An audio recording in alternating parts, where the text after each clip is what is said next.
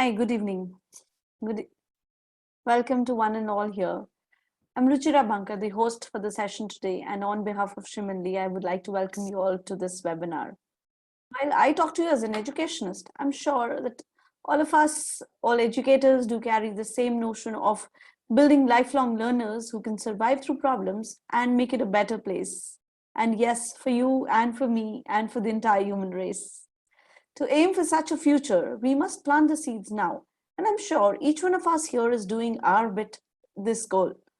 As we all understand that creating lifelong learners does not only mean imparting knowledge, it is like sowing seeds of the right skills. And that is the seeds that they shall reap when they grow up, when they settle in their lives. To bring these changes, we look forward to, along with various other skills, our creativity and mindfulness. It is when we give an open learning environment to our students, when they become aware of what is happening in and around them, and how creatively are they able to modify it to get the best of results. It is crucial that they are aware of their mental, emotional, and physical processes and be able to contribute and hence make meaningful decisions. And I'm glad that there are educators who care for this, and we have our experts who would share their experiences with us today. Before I move on further, I would like to introduce to you Shiminly.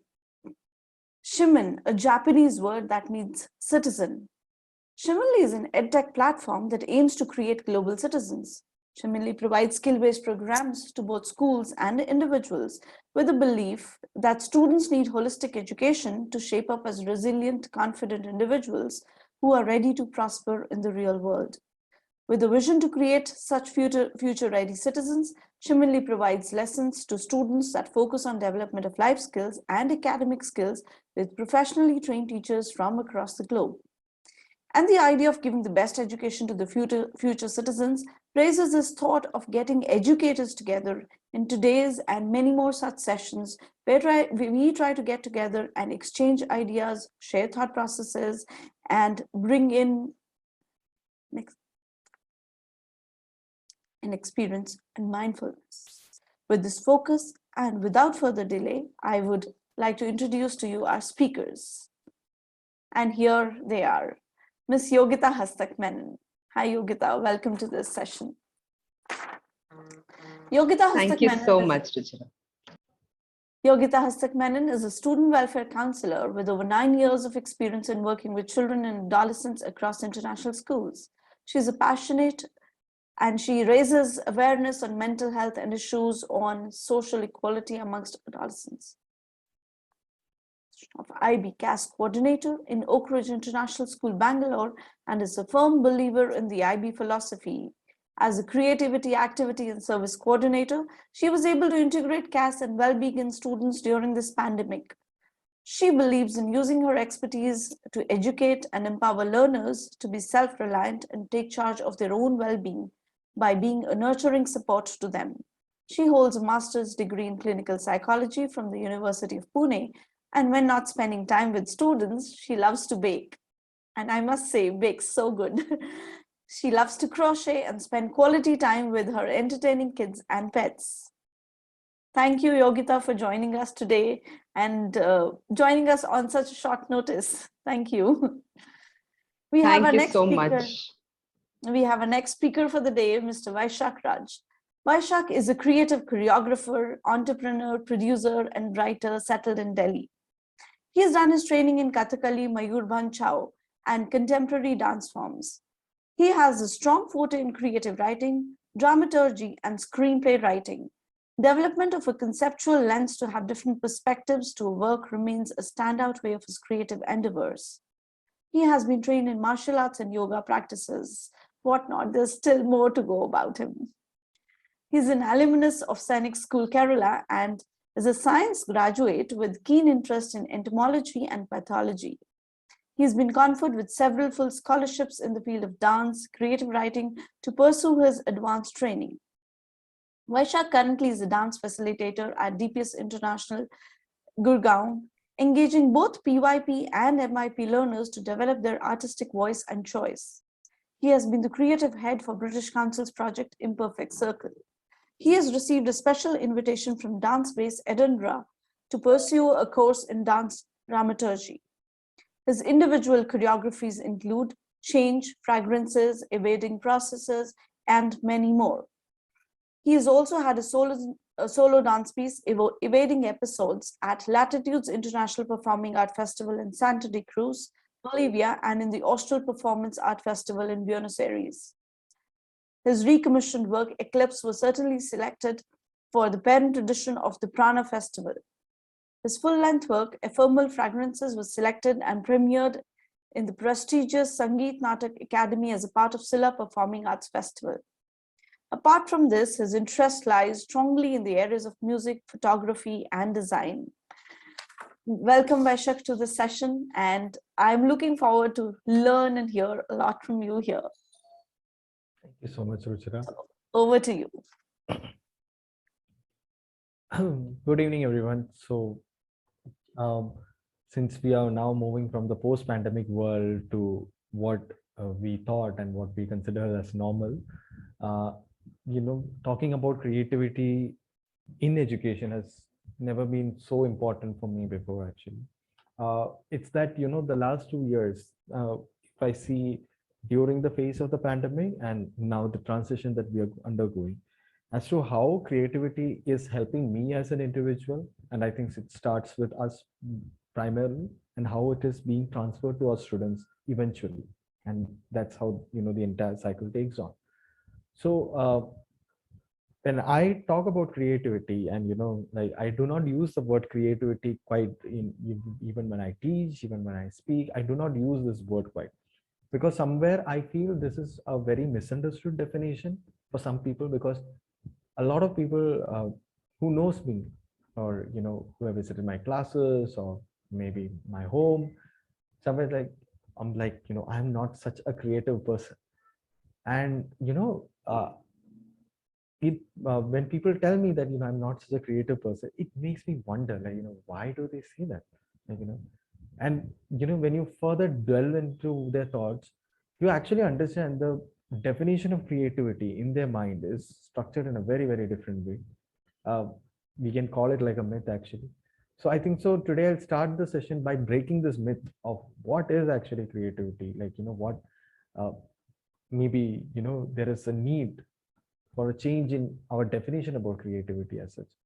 So for me, creativity is something very simple. Creativity means individuality.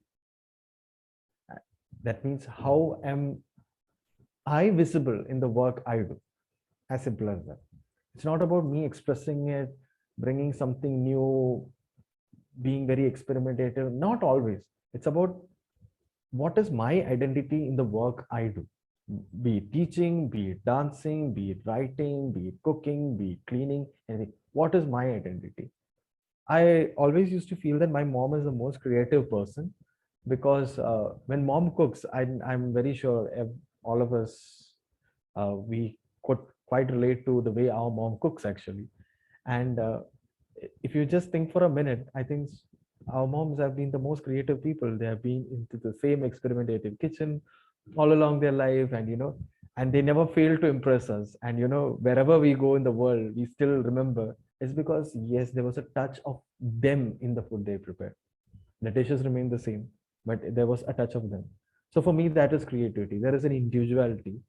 There is something about that person that transfers to that. So when we tell that I'm not creative, you're just telling that you have not found your voice yet. That doesn't mean it is not there. You just need the right platform, maybe the right mentors, or maybe the right ambience, and you will find your voice.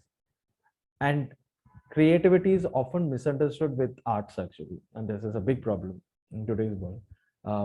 If you are into dance, if you are into drama, if you are into visual arts, or even photography for that matter, then we are a creative person. In today's world, even editing becomes, we call them, that also comes into the huge plethora of what is called creativity.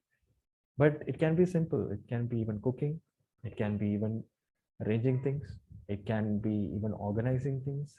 It can be talking to people. Everything, there is individuality coming into place. So being creative it has two steps as to what I understand there. First is understanding yourself. What is your voice? Who are you as a person? Like, are you a person uh, who is that perfectionist in everything, or are you that person who loves to see imperfections? I'm a person who loves to see certain imperfections in things which I do. I like that. It makes me feel more human actually. Or are you a person who tries experimenting? You want to experiment with everything? Or are you a person who, loves being there, doing it, seeing it as a failure, but still enjoys the process of it? Everything comes into creativity. So I think our definition of creativity should change.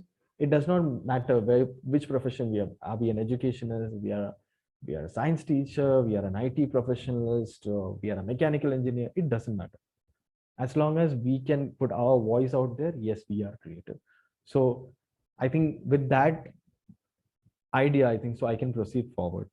So why creativity is basically breaking the monotony, that I think so is very important, because we are human beings. Like even the same food we eat, if 5 days we get bored, we still want to change. So I always relate so much to food because I feel that there's a lot of creativity in food, and it's a good example so that we can all relate. So it's the same, breaking the monotony. Creativity comes into action when you want to break the monotony, or you want to somewhere change the environment. It can be a learning space, it can be a working space, but you basically need a change of environment. So uh, whoever designed all this, like, in a school there is sports fest, there is a drama fest, there is a music fest, there's a dance fest, is basically not only to put creativity. Basically they need a change in the environment, as to they need a break as to what is happening today. Offices, huge corporate cultures have started to bring in, recreational sessions, counseling sessions, yoga sessions, mindfulness sessions, just to break the monotony. So as human beings, we have this innate uh, requirement to break monotony in life actually. That's the For the very fact that, we take vacations, we take trips, is also a part of creativity. We just want to get out of our everyday life and, experience something different, just for the change of environment, just for the change of energy. So that is one of the major reasons. But today, if I look creativity, this is what I had as a person, what I had perceived creativity when I was a child. But today, as an educator, when I see now creativity is no longer something that is breaking monotony and bringing your individual voice, it is definitely a very important skill that one should have in life. And today, when I work with a lot of businessmen, I work with a lot of entrepreneurs, I work with a lot of multinational companies, everyone is looking for a creative person to hire. This is just not me talking, this is just the statistics. I have just noted down few things when I was doing a research paper last year. So in US, there was a survey between 1998 and 2015, and they saw a very rapid increase in the growth of the GDP. It was almost around 40%, which is like huge. And it was found that this 40% and the entire 40% of this increase in the GDP was coming from the arts and culture sector. And there came a revolution. If you see post 2015, that a lot of employers, so in US there is the National Assembly of the State Art Agencies. So they made another study which revealed that 85% of the employers post 2015 started employing more than 80% creative individuals in their organization. There was a particular lookout for this skill as such, because they understood these are people who can maintain a dynamic working environment. And the retention factor for the employer is also high, because the creative individuals are also somewhere self-motivated people. They somehow have the habit of finding self-motivation, because they know when to break the monotony, they know when to recharge themselves, they know what makes them recharge themselves. So retention and productivity also becomes higher in the organization. So post 2015 in US, there was a very conscious decision of hiring creative individuals. Now, it did not stop there. The interesting part happened after that. Today, we are talking about social media influencers, Instagram influencers. Where did it all start from? Today, just in the last, I think the last 4 or 5 years, there's been a huge rush of creating online content. There have been webinars going on all over the world. There have been talk shows going on all over the world. There's an increased demand for content. TEDx shows out of, the blue, TEDx shows became the most, sold online content in the internet today. Where did it all start from? It started from the fact that creativity is now no longer something that, we do it for fun or we do it for recreation. It has now actually become a skill. People look. So I don't know how many of you follow finances and everything.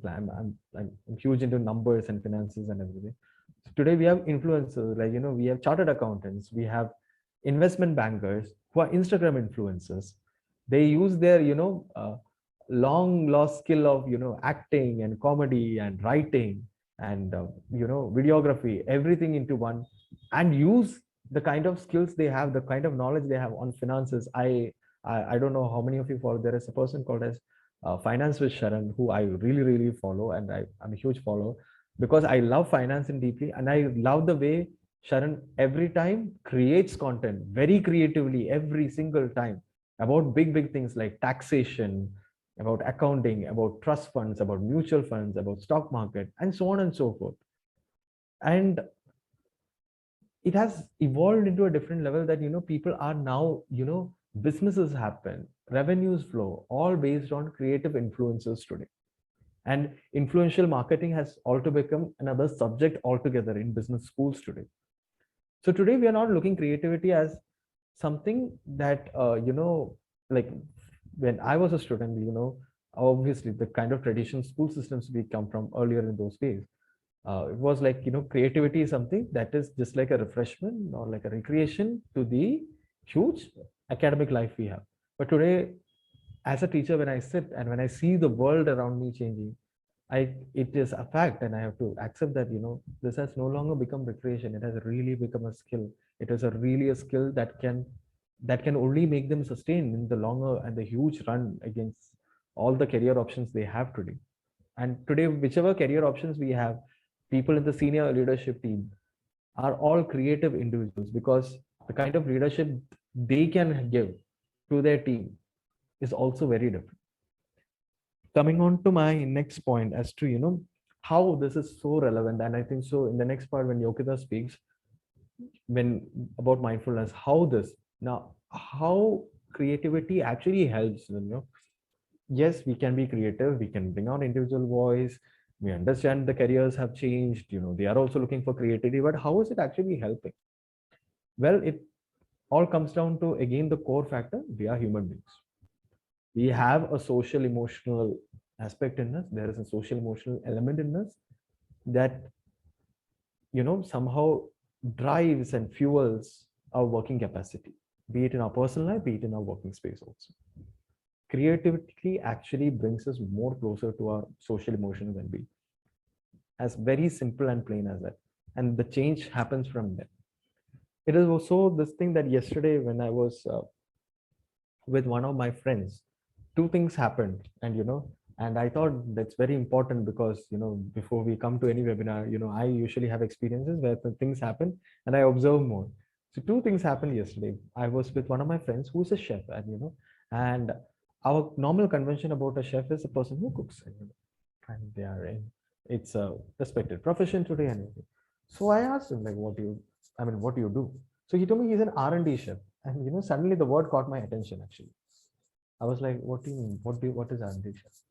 So they are the people who actually designs and creates new dishes, new presentations for all the luxurious resorts and restaurants we see out in the world. So today it has become a separate wing altogether.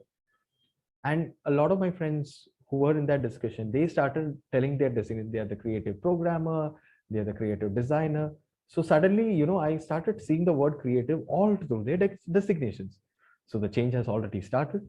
And post which, we started watching another video. Like, I was so impressed with the comedian, actress, and the huge influencer Malika Dua. I really love, on most of the work she does. So she recently lost her parents, in a gap of 6 months, one in June and one in December. And she did something with unerased poetry. She made a poetry. And something which she told that really gave me a broader picture about life itself, and what was happening and what was I missing seeing within my own spaces actually. So she told that after both her parents had left, she started something like her healing happened through hands. So her mom was a Tamilian doctor, and her father was the famous Vinod Dua, who we all know is the food blogger and the most incredible anchor of NDTV. So the scripts her father had handwritten without using a teleprompter, which and his huge books galore that they had, her mom's harmonium, her mom's dishes, her mom's recipes, her mom's kitchen utensils and crockery. She started using them, and she felt that she felt their presence and their energy just through the small creative things that they had made in their house, which actually made me wonder also, like I became a storyteller because of the kinds of things my grandmother had left in her place, and I used to read those things. So our creativity just not only uh, ends at our workspaces or anything, it leaves marks. Like I come back to where I started, it leaves that individual voice what we had, and it lives on to tell stories even after we are gone. Today also we remember a lot of our teachers, a lot of our relatives, just for the smaller individual things they did and the voices they had, and we carry on it with this. For me, that is creativity. And with that, I think so I'll not take much time. I have a video to show, but I think I can go with that.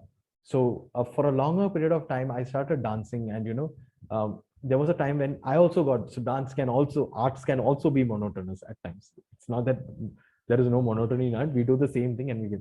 So that's when I started experimenting. I started bringing in more collaborators, because somehow I wanted to bring in more creativity into the space which I was working. And I'll just like to share a video with you and then maybe pass it on to Yogita after that, so that we can have a discussion on mindfulness also.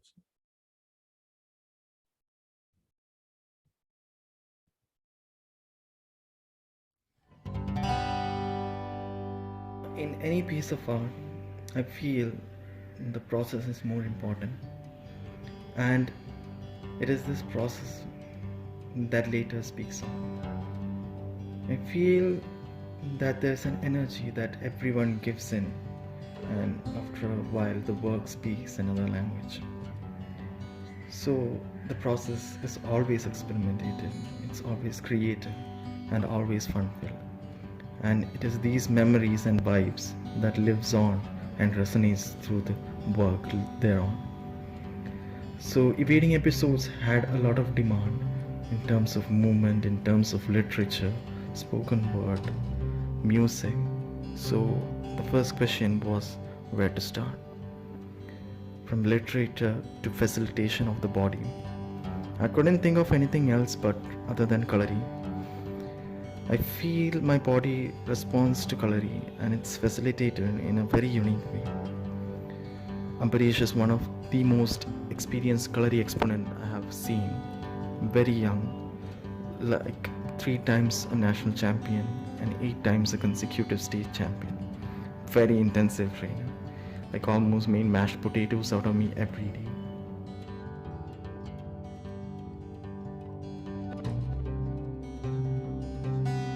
The footages, the audiovisual and the set design was done by Adarsh Pratap, who was nationally and internationally acclaimed, and he was even recognized by the United Nations. He is one of the most creative people who can give layers and textures to any work beyond our imagination. The vocal composition was by Vinesh, very young boy, but one of those singers who does not have blinders, and he is always ready for experimentation.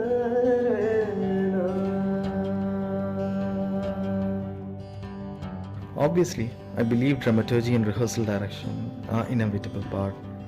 And if you want the piece to travel beyond our limits, then it's quite essential.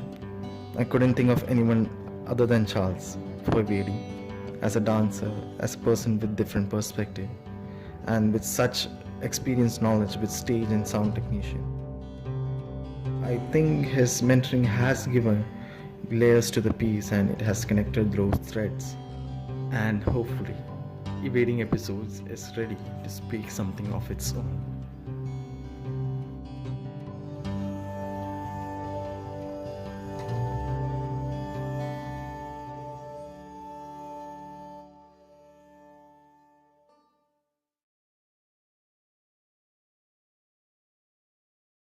Yes, Yogita, you over to you. Hi, hello everyone. Vaishak, you are a hard act to follow, I must say. Thank you so much for that wonderful interaction. I really enjoyed that, and it was very enriching to think about creativity in the way that you put it out. Okay, so yes, absolutely, and you seem like an IT facilitator who said process over product. So that's very cool. All right, so I'm here to speak about the other skill that we're trying to explore here today, along with creativity, and that is mindfulness. Again, I think when we talk about skills, I think that it's essential to understand that we are. I mean, these are things that have become a part of our learning process, and the more we imbibe it, and the more we make it part of ourselves, the further it sort of takes us in our lives as well, right? So mindfulness for me is one essential skill like that, and I think it's quite the buzzword as of now. We hear it everywhere, and thankfully it's made its way to schools, and that's the fantastic thing, because if we start to teach our children to cultivate the skill at an early age, which I see. I'm a mother of two, so my older son is in fourth grade, and they do mindfulness in the mornings in their class. And so there was this one day that his younger sister was irritating him, and he closed his eyes and he was like, be the pond, and I was like, what are you saying? And so apparently in the mindfulness session that day, they had talked about a pond with fish, and fish are the troubling thoughts, and you have to be the pond to be able to hold yourself and not get affected by those fish, and just be still, so that the dust can settle and we have clarity, right? So if a fourth grader can think like that, imbibing that into his life, and I mean, that is something that I see great potential for. um, so as a counselor in a school, I do mindfulness sessions in the mornings with kids. So what started off virtually, and absolutely, I resonate with Vaishak there. We're slowly moving back into physical school. In and when I was told to do things online, I was like, okay, how is this going to work? Because no one has their videos on, so I don't even know if they're chatting away, or they're actually following, and I'm here meditating over there, and I don't know what the kids are doing.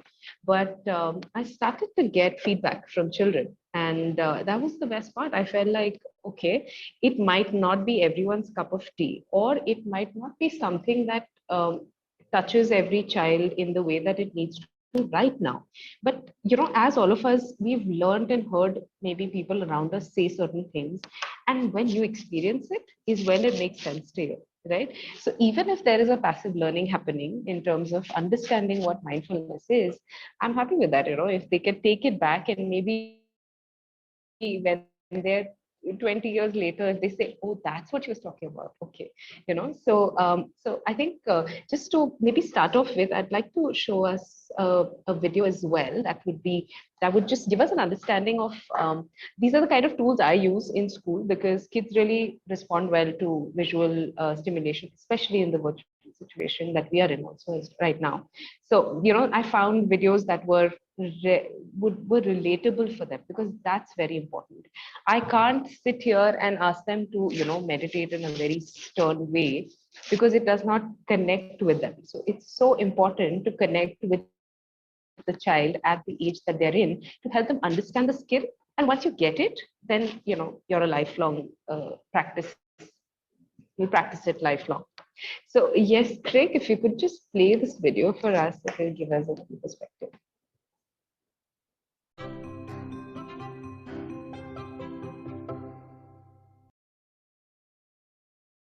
You may have heard this word mindfulness. It's become something of a buzz phrase of late. So I'm going to give you one simple, serviceable definition, which is this.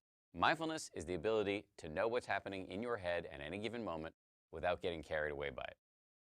Imagine how useful this could be. Just as an example, you're driving down the road and somebody cuts you off in traffic. How do you normally react? I think most of us, we normally react by having a thought, which is, I'm pissed. And then what happens next? You immediately, habitually, reflexively inhabit that thought. You actually become pissed. There's no buffer between the stimulus and your reaction. With just a little bit of mindfulness, in that same situation, you might notice my chest is buzzing, my ears are turning red, I'm having a starburst of self-righteous thoughts, I'm getting angry. But you don't necessarily have to act on it and chase that person down the road, screaming at them with your kids in the back of the car thinking you've gone nuts. Now, you might be thinking, don't I need to get angry sometimes? Aren't I justified? I would say yes, but probably not as much as you think. The proposition here is not that you should be rendered by mindfulness into some lifeless, non-judgmental blob. The proposition is that you should learn how to respond wisely to things that happen to you, rather than just reacting blindly. And that, my friends, is a superpower. How do you get it? The way to get it is through meditation. I believe that meditation and mindfulness are the next big public health revolution.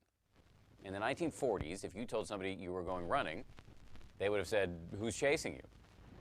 But then what happened next? The scientists swooped in, they showed that physical exercise is really good for you, and now all of us do it, and if we don't, we feel guilty about it. And that's where I think we're headed with mindfulness and meditation. It's going to join the pantheon of no-brainers like brushing your teeth, eating well, and taking the meds your doctor prescribed for you. Let me just close by saying, mindfulness is not going to solve all of your problems. It's not going to render your life a nonstop parade of unicorns and rainbows. Nonetheless, this is a superpower, and one that is accessible by you immediately.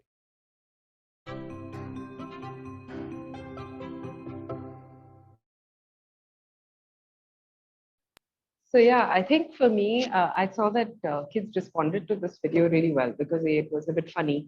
It was, it spoke their language. They were able to relate to it in a way that did not expect them to be sitting on a mountaintop, dressed in white. These are things that are stereotypes that have sat in our heads for a while, right? So it's really important that we bring these skills to the classroom, because when we start to do it at that early age, it's what is going to help them be lifelong learners. And I think that's where Shiminly comes in as well, very, very strongly, because that's what they're trying to promote, right? Skill development and, the importance of skill versus content. Content is something that you can read and see, it's easily available today, but developing a skill takes a lot of practice and some sort of discipline. So once that is the future of education right now. So just to, I think mindfulness can be something that we are, again, there are stereotypes as to what it means, but basically what it does is, like the video said, it is not to be this non-reactive Zen person. It is not about that. It's about truly being present in the moment, because half of the time, and all of us have been through a lot in the last 2 years. So if we relate that half of the time our mind is occupied with either the past of, what happened, why happened, ruminating over that, or stressing about the future. And today in the physical school, after kids have come back after 2 years, so people like us are lucky, we're adults who, snap back into physical set. Maybe not everyone, but many of us did very naturally. But for kids, what's happened is the physical school has brought on a whole new layer of anxiety that they have not experienced before, because they got the opportunity for a long period of time to, be engaged without having to show themselves. So the mask at this point has become a security blanket, right? Lots of kids don't take off their mask at all, even when given the choice. Our kids are spending time in washrooms, unfortunately, because they're having frequent panic attacks because of social anxiety. They're not used to being around people, and they've been paranoid for so long that they're struggling with it. Doing examinations after 2 years, physical exams, is another huge new thing for children. And the stress that comes with just a board exam is monumental. We know it. We've all been through it, right? Having to deal with a board exam after 2 years of not doing that, not having any exams. In fact, many of our kids this year who did the 12th board didn't even do the 10th board at all. They were just, the pandemic hit right then. So these kind of stressful experiences are a lot for a teenager to deal with, and even for younger kids. So I think mindfulness comes in very, very, and that's why we teach it a lot, just for kids to be able to equip themselves to handle these difficult situations. The beauty of mindfulness is that everything, you don't need anything. There's no equipment required. It's you having the thought to breathe and bring yourself back on track, right? Bring your attention to the present moment. Like I said, you're either in the past or the future, and we don't really relate, which is why connecting to the body becomes very important. When we connect to the body, with mind body is directly connected, and so when we connect in with our body, it becomes we become so present that it's difficult for us then to be very carried away by our thoughts. We come back and we realign ourselves. So again, talking about what Vaishak said, creativity in mindfulness is absolutely possible, right? So if you have to deliver mindfulness sessions every morning, you can't do the same thing every day, right? So you've got to figure out what is it that kids get interested by. So sometimes it's videos. I've brought in art into mindfulness, so mindful art.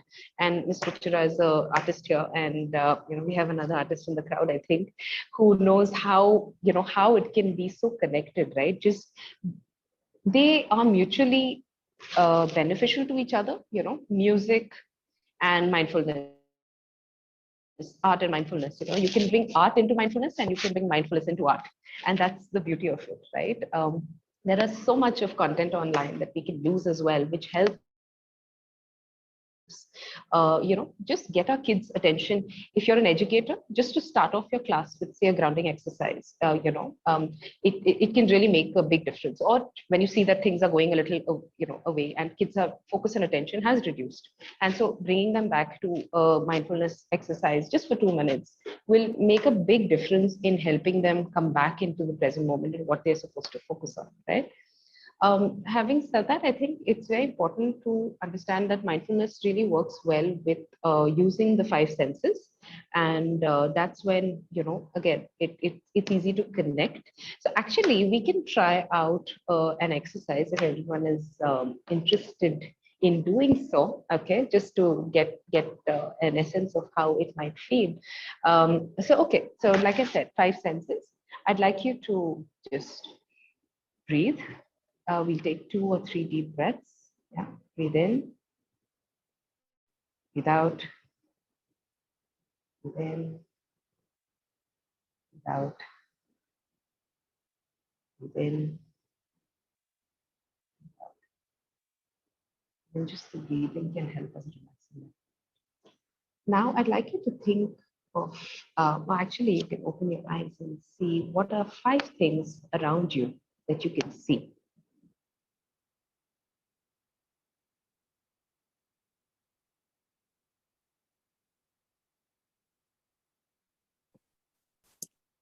Can't hear you, Yogita.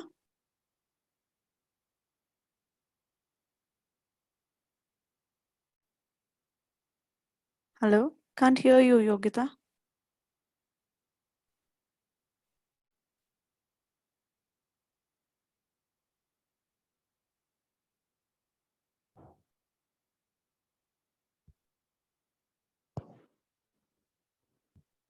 Two things that you can smell.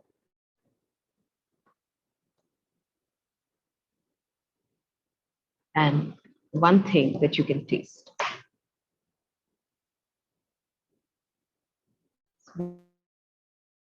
We call this the 5, 4, 3, 2, 1 technique. It can really help bring us in the present moment. You forget about what it was that you were worried about, where you were, what you have to do after this. All of that brings you back and helps you relax. So yeah, while these techniques are things that we can do, mindfulness can be brought into basic things in life. Taking a walk without your phone is very important. But just walking in nature, listening into the sounds, we've stopped doing that. We are on autopilot, right? We're only thinking about what has to be done, how it has to be. We're like mini robots. Switching off from that and trying to really take in the environment, look at what it is that you can see, what is it that you can hear, how does it feel, how does walking feel on the sole of your feet, how do your socks feel inside your shoes, how does the air feel on your face, how does it maybe feel to have a mask that to breathe through, right? These are things. Brushing, I mean, I was practicing mindfulness just in the morning when I was brushing my teeth, truly experiencing that moment for every small nuanced feeling is something that can really help calm you down. So benefits of mindfulness are just numerous, right? Like I said,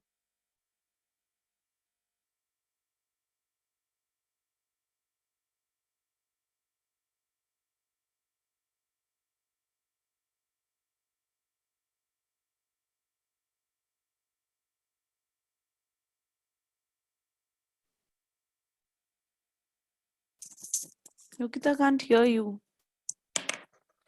see what has happened, right? So yeah, so I mean, there are so many ways that, like I said, art, coloring, even mindfulness coloring, truly being present when you're doing that. Just tracing your breath when you're breathing in and out.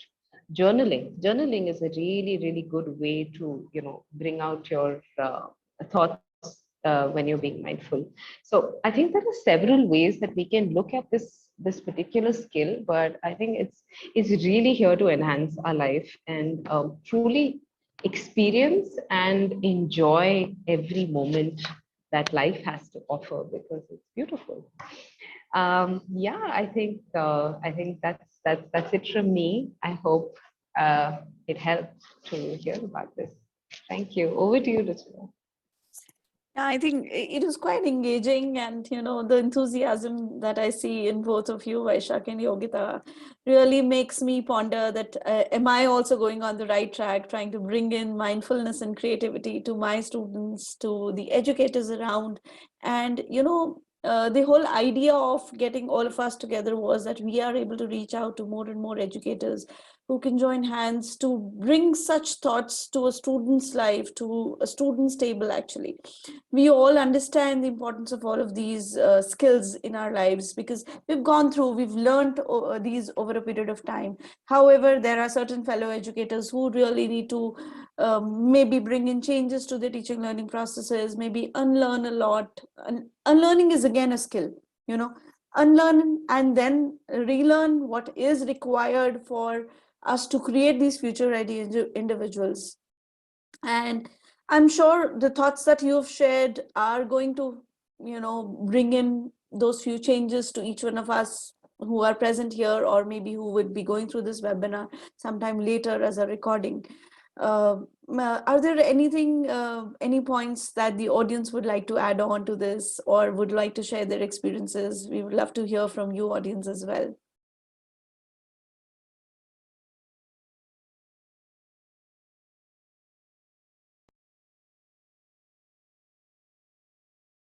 Anything? I think we should just take this as a platform to maybe open up and talk about what has been happening at the ground level in our personal spaces with our students, so that we learn from each other. Once again, the thought. Okay, thank you, Padmaja. Padmaja, I think, really enjoyed the session, as I did, as there's a lot of learning that happened for me. So if there's nothing else from the audience, I think we'll come to an end for the session right now. And in case you or your fellow educators at any point of time are seeking this kind of support to bring skill-based learning into your classrooms, to create classrooms that may not be monotonous, classrooms which are fun-based, full of creativity, full of learning skills, and being mindful about what actions we take, then Shiminly is your partner. You all can write to us and we'll definitely reach out to you. Thank you, Vaishak and Yogita, once again. It's Thank been you. wonderful interacting with you always, and we look forward to more and more sessions with you. I think this was one such session. This was one such interaction where we've tried to figure out some time. We'll let's try meeting up in physical spaces as well, and more such webinars and talk shows where we get to share more and learn more from each other. Yeah. I think Padmaja had a question. She had. Okay. Padmaja says to you, Vaishak, that how to implement creativity in classroom. If you would want to share your thoughts on that. Right. So with classrooms, I am not of a very, what should I say, a facilitator who likes, of course I do my planning. We all do our planning, but I'm not a person who likes to give a big content to my children and then make them implement. I rather like to give them a specific concept or knowledge, but then I rather like to show them as to what scale things have been done. And then I'll just share a small example with you. So I recently with my middle school, there is this unit that is called dance theater inspired by nature. Now, ideally, in a very conventional way, I can just tell them about the mudras that is being used, that is taken from nature, about how nature is represented through art, and so on and so forth. But I rather wanted to understand how does a student of this particular generation actually perceive nature and art together. Then, because my idea of art and nature coming together is coming from a very different space. So I wanted to see that. So I rather gave them a platform of a debate. I told, let's do a debate on, is actually nature the primary source of inspiration in dance? And the kind of things they came up with was, I mean, like I would have never ever thought in my. So yeah, that strategy was creative of bringing in a debate. At times we, I think we need not be so experimentative in class to bring out creativity. It is those simple things like, what our teachers used to do, what we used to think that is fun and recreation. If actually we modify it, it becomes creative. I just wrote a blog on creative assessments also. Like, I'm very sure I'll talk for myself. I never knew so many assessment tools existed online before the pandemic. My subject was not like that. It was a very physical subject. So, there is something known as parlay ideas, Mentimeter, Scrambler, earlier, in IB schools, we have exit card strategies and, entry card strategies, which we use then on. So Scrambler was a beautiful tool for me to bring back those memories of exit card. So at times creativity not only means bringing something new, it is actually bringing something which is old and forgotten also. So for me, bringing exit card strategy from the classroom to the online space was also creative. And my children started loving it more. And Mentimeter as a tool which I used online. I remember when I was a child, the teacher giving us a chance to write on the board was a very big thing for us. It was something that, we feel honored and, I used to feel so good about it. Like, if I'm using the teacher's board, I'm using the duster, I'm using the chalk. But Mentimeter as a tool was an interactive presentation that I have prepared a presentation. They could also add to it. So it is not about bringing something new always. We need not mind, brainstorm and bring something new always. It's sometimes as simple as bringing something old back in a very new form also. So yeah, I think so. If we just look on to our practices and see what old can we bring back or what can we change to make it a little more new. It's like, it's almost like the outfit we wear it the same way every time. So then, boys can relate much. Any boy's cupboard is flooded with white clothes and black clothes and navy blue, and that's it actually. And there ends the whole wardrobe actually. Then you actually think, what other color can I bring, or what else in black can I bring? Like, is there some new kind of black, or is there some design on black? So at times it becomes that. So I think so we have to think very simple to make it creative than, thinking too much experimentative about it. Yeah. Absolutely, Vaishak. I think that's such a valid point of bringing in the old things, but in a newer way, to your students, to your surroundings. Completely resonate with these thoughts. I would maybe add on a point here. Being I'm a math teacher, and math is has been taught across schools. Even if you have changed the curricula and all, it is still being taught from the textbooks, still being taught, talking about the same kind of problems that we have we have been seeing. Our students are seeing the same kind of problems. So that is where the role of a teacher comes in, that how do we bring it differently to the classroom. We have to talk about the same concepts. If I talk about teaching, say, the number system, what we learned in the classroom, it's exactly the same thing that my students have to learn in the classroom. However, how differently do I bring it to them? That is all about creativity. Uh, And yeah. adding on to that, something very recently I saw. I mean, like, since you talked about problems in Max, so we have this, so Ram went to the shop to buy this many kgs. So now something which my students have done in school, they started preparing memes out of this. This is that Ram who unnecessarily goes to the shop and buys this kgs of milk. True that. You I think suddenly, I have done a similar thing with my students. Please go fetch this Ram who would buy so much of stuff which might not be useful to him. So suddenly, so the word, I think so, the word problem in Max itself, I think so. I mean, you started perceiving the notion, because earlier so problem and solution. So the problem used to be a real problem in the head of children. Actually, absolutely, suddenly absolutely. these kind of things change the perception. Like, it's no longer a problem, rather Yeah, we have becomes to a very break that fun. monotony out of it and then bring it in a newer way to the students. Yeah, we let them do it the way they wish to. So I believe that if we want to bring in skills to the classroom or skills to the students, the only way that we can bring it to them is through exposure. So you and I get a chance to talk to each other, we learn from each other. Likewise, if students are given such platforms where they are able to learn these skills, I'm sure they are going to implement it. And as I started my session saying that, make it a better place for you and for me and the entire human race. Thank you. Yeah. Okay, I think we'll close for the day here, and we look forward to meet all of you once again very soon. Thank you so much, Vaishak, and thank you so much, Yogita. Thank you, Thanks to Ruchira. the Thank you, audience for Yogita. joining in, and looking forward. Have a great evening. Thank you. Thank you. Thank you. This is really enjoyable. Thank you. Bye. Have a good weekend. Bye. Thank You you. too. Bye bye.